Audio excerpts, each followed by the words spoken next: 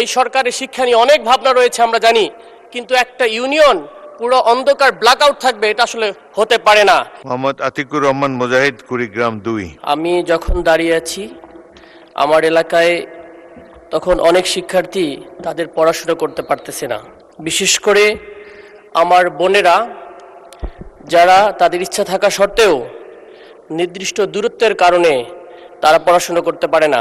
আজকে আমি যে বিষয়টার উপর বলতেছি সেটা হচ্ছে আমার সদর উপজেলার ঘোগাদহ ইউনিয়ন, সেই ইউনিয়নে প্রায় 40,000 লোকের বসবাস। দুঃখজনক বিষয়, মাত্র 2টি মাধ্যমিক বিদ্যালয় রয়েছে, কিন্তু কোনো ধরনের উচ্চ মাধ্যমিক কোনো বিদ্যালয় নাই।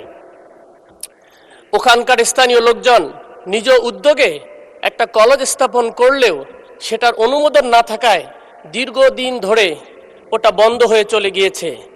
তার মানে এই 40,000 লোকের কোনো ধরনের উচ্চ মাধ্যমিক শিক্ষা নাই। সেখানকার স্টুডেন্টকে 20 কিলোমিটার দূরে অন্য একটা জায়গায় গিয়ে তাদের শিক্ষা গ্রহণ করতে হয়। এটা আমাদের জন্য দুঃখজনক। এই সরকারের শিক্ষা নিয়ে অনেক ভাবনা রয়েছে আমরা জানি, কিন্তু একটা ইউনিয়ন পুরো অন্ধকার ব্ল্যাকআউট থাকবে এটা আসলে হতে পারে না। আমি হিসাব করে ওখানে গিয়েছিলাম, নিজে দেখেছি 61টি গ্রাম, একটা বিশাল একটা ইউনিয়ন।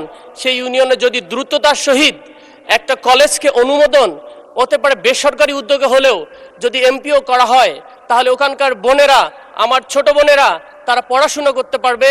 এবং কুড়িগ্রাম থেকেও একসময় বেগম জিয়া যেভাবে শিক্ষার উন্নয়ন ঘটিয়েছিল, মাধ্যমিক স্তরে ফ্রি দিয়েছিল, কিন্তু ওখানকার শিক্ষার আলোয় তো পৌঁছাইতে পারতেছে না। মাননীয় স্পিকার, আপনার মাধ্যমে আমি দ্রুত বাস্তবায়নের জন্য একটা যেন ওখানে উচ্চ মাধ্যমিক স্কুল হয় সেটার জন্য আবেদন করতেছি, এবং কুড়িগ্রামের মানুষ এটার জন্য কৃতজ্ঞ থাকবে আপনাদের প্রতি।